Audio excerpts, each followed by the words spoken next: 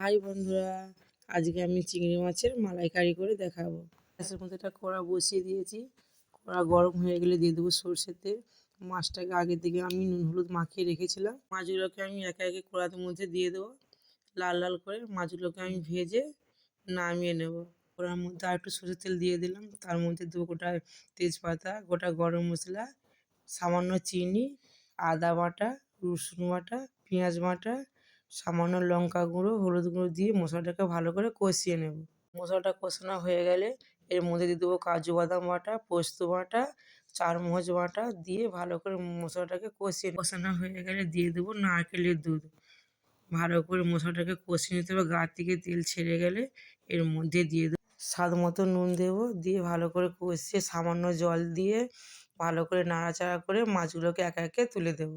একটু নাড়াচাড়া করে সামান্য জল দিয়ে ভালো করে নাড়াচাড়া করে মাছটাকে নামিয়ে নেব। এভাবে বাড়িতে বানিয়ে দেখবেন, আশা করি আমাদের ভালো লাগবে।